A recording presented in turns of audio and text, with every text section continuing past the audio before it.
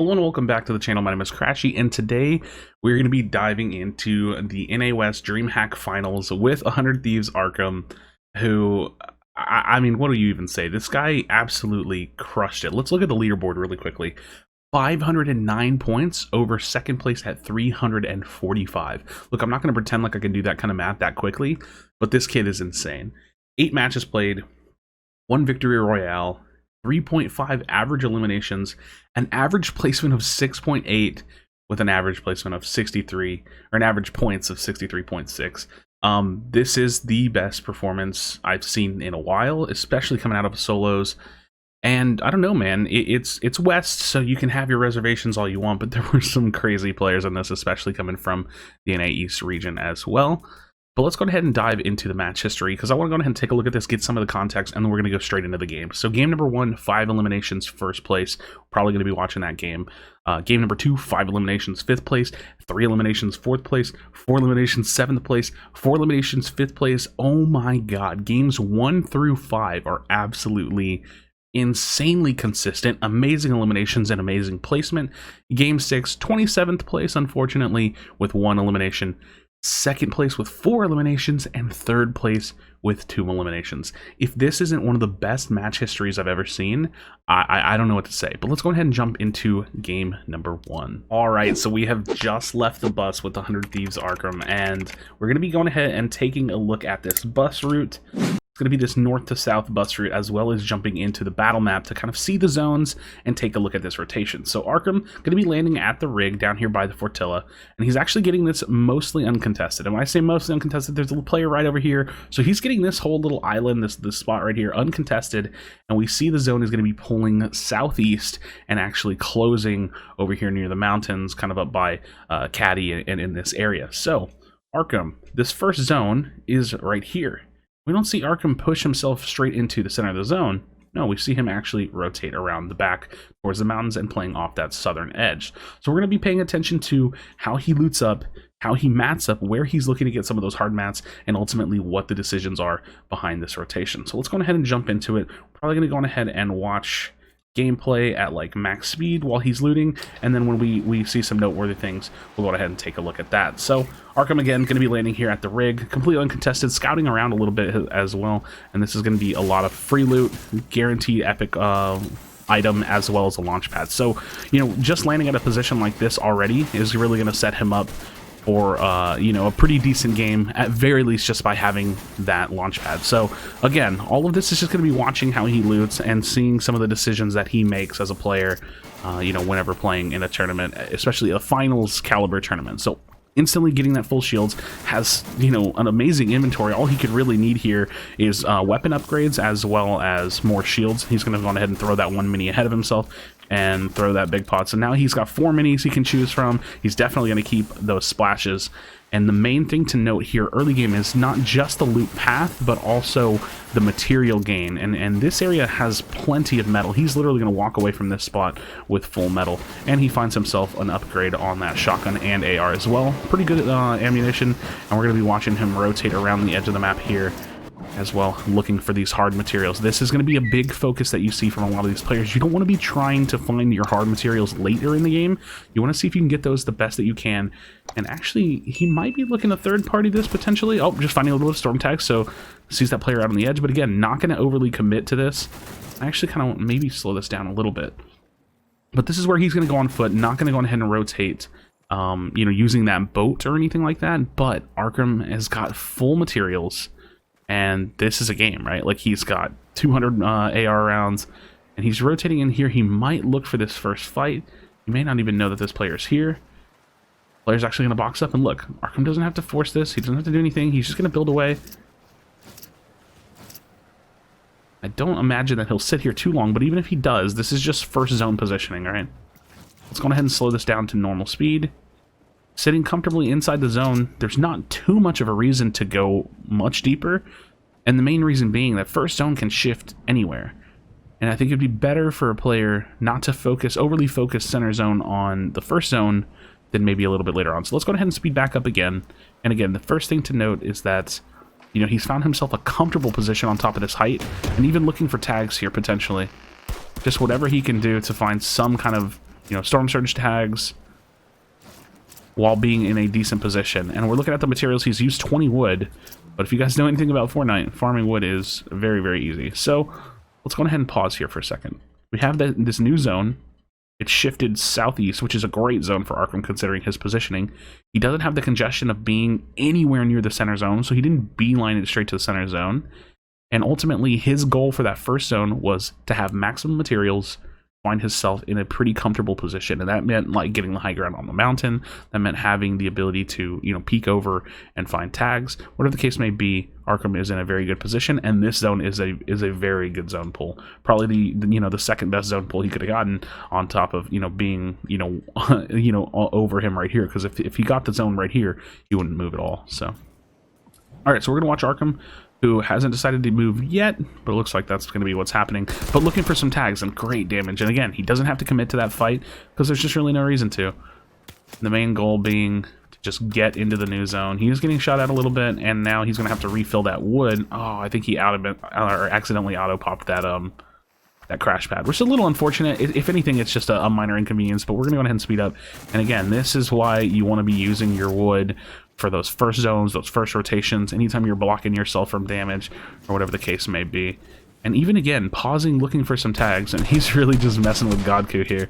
That's unfortunate, but just finding a little bit more tags takes a small pause. Again, you don't want to just like hard hold the edge or anything like that.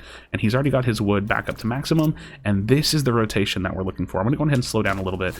He's rotating around the back here. He is getting tagged up himself a little bit, but he's got the splashes, and that's the importance of carrying like a couple of heals potentially in solos. And look at this. This rotation from Godku is great, right? It's great because there's speed here, but look at the difference between Arkhram's rotation and Godku's rotation. Godku has now given Arkhram a ton of tags, which is great for Arkhram, but he's also lost a bunch of shields, so Godku is not going to be in the best position this game. And I know my overlay is blocking it, but I'll just go ahead and keep you guys updated. Sorry about that. I should have thought about that beforehand. Arkhram is currently 138 above Storm Surge, so all of these tags have been very, very necessary. And so again, just paying attention to this rotation. This is all about him getting into a comfortable position in the zone, and this has been mostly free because he just rotated off the edge. He didn't get in the water, which leaves him more susceptible to damage. You can see Bucky right here off of his peripheral vision, so we'll see how this happens, because we can actually see that this is going to break into a kill potentially. But Arkhram is just going to go ahead and pause here, as well as myself, and we're going to look at the current positioning. So look at this zone right here. This is Arkhram, this is Bucky.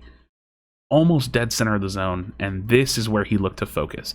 He moved early, he rotated efficiently and smart and fast. He didn't just beeline straight in, but he wanted to go more toward a dead side of the zone. And again, this is the dead side of the zone. Clearly, as you can see all the congestion here on the northeastern side and northwestern side. A lot of these players are not even close to being in yet. And again, one thing to note is that he definitely played and made a much better decision than Godku did in that situation. Even though Godku's rotation would have been faster if he was left alone, unfortunately that's not the case. So again, you can kind of see where Godku's positioning is, and Arkham's looking to build away, but I want to see what this ends up becoming. Bucky is actually pushing Arkhram, and this is a decision maybe based on the fact that Bucky is in shambles, or something like that, but Arkhram finds just the one shot that he needs. And if there's any kind of tag or shields here or something that he can pick up, even if he just uses another splash, that's what these things are all about. So look, finds the first kill onto Bucky, and then the zone pull. Look at this zone. I'm not going to say that he's getting lucky. He's just been positioning really greatly. This was center zone for the last zone, the second zone, and now he's so close to center zone, and there's only 1, 2, 3, 4, 5, 6, 7, 8 players, including himself, total that are currently in the zone. So there's so much free space to move about. And let's see what decision he makes quickly. Look at his positioning. He has maximum materials. All he's really lost is 3 splashes, and I think he actually gained a couple minis off of that kill. And he's just making the decision to move now. But he can see that there's someone built up on the mountainside. And just for the sake of saying, I haven't actually watched this yet, but I want to break this down, in real time as I'm paying attention to it. I watched the game, but I did not watch Arkham's position. So using the wood to just go straight up, this is a rather big investment, but the positioning is going to be key. And again, just using barely short of 200 wood, he's got some trees here. He may have to consider not, wanting to get tagged by this player on the bridge, but we already talked about the fact that there's only 7 other players in this zone. So that's unfortunate. He gets tagged up here, but he's found himself dead center zone and had to use, you know, a couple hundred materials in total, and now he's just going to go ahead and shield himself back up. So this positioning is, I mean, fantastic. You almost can't beat it. Really strong position to hold. And we're basically, he's currently 351 above Storm Surge, and I believe that just went away now. And now he's just looking for tags. I kind of want to make sure I'm keeping the pace here and just paying attention to the most important things. We got Booga, Godku close by, everybody just starting to run in, and this is where we're getting crunch time, and there's going to be a lot of that edge zone congestion. So probably one of the best positions he could possibly be in. You know, based on that early rotation, based on, you know, kind of getting a little lucky with the zone, I suppose you could say. But let's go ahead and pause here again and look at the new zone. He's dead center zone just about. I mean, again, this is all early rotation. This is all speaking to the knowledge of wanting to find a good position. There is absolutely no reason to move here. Let's go ahead and see if that's the decision that he makes. If anything, we're going to be looking for tags. We're going to be looking for damage. You know, he found himself a little bit more AR ammunition, so he can do that. And we're going to blitz through this probably until the next zone happens. So it doesn't really matter if anybody dies. The only thing that matters is that he is above Storm Surge, which isn't even active currently. And his positioning is fantastic. So again, this is game number 1. He gets a great amount of eliminations and actually wins this game. And this is what we want to break down. So he's currently 244 above Storm Surge, 233. It's lowering, 219. Again, I know you guys can't see that. He found some tags there, 237 above. So he's doing great on Storm Surge. And wait, let's go ahead and pause here. Wait, why is it won't let me slow down? Okay, there we go. Let's go ahead and pause here, and this is the half and half. So ARKHRAM, not in this congestion. He's nowhere near here. Although he does have the launch pad, this is his positioning. So let's go ahead and see the timing of his rotation and how he decides to do it, because he does have a few players just ahead of him in almost any direction, but he also doesn't want to fall behind and let the lobby catch up to him. If he waits too long, these players rotate in, and unless he plans to launch pad here, I definitely don't think that's going to be his decision making. So let's go ahead and peek with ARKHRAM. He's looking around, and this is scouting right here. This is the specific decision to see who is around and try to find, you know, whatever the best rotation might be. Now he does see Booga getting pushed there, and unfortunately he does take a snipe, which could have been game altering had he gotten fatally sniped there. But Godku and Booga just kind of box fighting, and he's looking to third party this a little bit, maybe force some rotation. Booga goes down to a stink, and he's actually going to grab this loot, which is kind of crazy, but he gets that for free. And let's see what ARKHRAM decides to do, because again, I'm a little surprised personally that he hasn't decided to rotate, but he's going to use crash pads to rotate. So, I don't know if he hit Godku there with a little bit of lag on the spectator mode, but he's using the crash pads to rotate, and honestly, that's pretty good. Pretty good. I mean, so to kind of break down what my thought process was, is that if he wasn't going to use a launch pad, or if he wasn't going to rotate early, then I expected him to use mobility. Now, I personally brought up the fact that I thought he would use a launch pad if he was going to wait and go late, but he also has those crash pads, and he's not afraid to use them. Hasn't used them for fighting, and hasn't needed them for anything else this game, so he's going ahead and use those crash pads to rotate into this zone, and again, still has the launch pad, so even this positioning, although it may be congested or whatever the case may be, doesn't really matter. Also, it's half and half in a professional level game. In a finals, it's going to be congested. So ARKHRAM, he used that latch splash, put him up to 170, got a small mat refresh off Booga most likely, didn't really see the difference, I wasn't paying attention, and then picked up a hunting rifle. So that's kind of where we're at right now. Now, one thing I've noticed about ARKHRAM specifically is that he's not an overly aggro player. It definitely seems like he's one of the players that is a little bit like smarter, I guess you could say. He's not looking to box fight every single player. He doesn't over peek too much, and it just seems like he has a good head on his shoulders about really when he even puts himself at a position to take damage or to take a fight. So new zone is going to be a full southern pull, so great zone for ARKHRAM. He's right here on the edge and actually has pretty good height over a lot of these players, although there are going to be some up on the mountain above him. So let's see how he decides to, or what he decides to do, because not really a testing kind of position for him. He doesn't really have to do a whole lot. Anything, he'll probably look for some shots here, try to find some damage. That's what we're going to see now, because there are a lot of players that have to make a lot of mobility, and again, ARKHRAM does have Another shot there, easy damage. Could have, you know, potential for a kill. Might be able to find a kill on the 40R Storm here, potentially. Even though we can see that the timeline, we know he's not going to do that. Gets that AR reload. And is this God Q like right next to him? That's funny. Alright, we're getting the lag. Okay, so we miss his launch pad. But that is actually his launch pad. We can check that inventory. So he's going to go ahead and launch pad forward. And now, again, he's got great materials. Looking for shots off the edge the best that he can. And he'll probably just rotate in now. He does still have crash pads as well, not to mention that community crash pad, which I think is the first time I've ever said that. But he's got good positioning. It's all just everything he's been doing has been in pursuit of potential eliminations by looking back just like this and you know, using crash pads, using his own mobility to keep himself forward. And if we can make note of anything from this gameplay, from this VOD review, it's definitely that he's been using mobility efficiently and rotating early enough that any kind of mobility that he has gets a really, really high value out of because it saves him materials. So finds a community launch pad now, and it's just going to continue moving forward. Even finds a small refresh, unfortunately has to pay for that a little bit. Let's see a little bit of the lag coming out. Alright, he needs the crash pad there. Storm's on his back, and that could have been a dangerous position to be in, but we see that zone moving now northwest off this like a mountain area. So he lands in, grabs that refresh, and unfortunately again he gets tagged up, but he's just in pursuit of constant mobility and movement. He's trying to continue to rotate in the zone. And again, the main takeaway that I can see here is that he's been rotating early enough that, and using his mobility in his inventory, that he's almost always in a good position, but not that he's just in a good position, but that the mobility that he's using is saving him mats, because he's not tunneling every single one of these zones. He's been using nothing but mobility, been recycling a lot of mobility, and his mat conservation this game has been pretty impressive. So getting those reloads, and again, look at his materials. He still has, you know, a lot. He has a lot of mats for this stage of the game without having to, you know, find like a full kill. But his health is not the greatest. So we have to see, how does he win this game? Because that's the difference between, you know, just being a good endgame player and being someone that can win.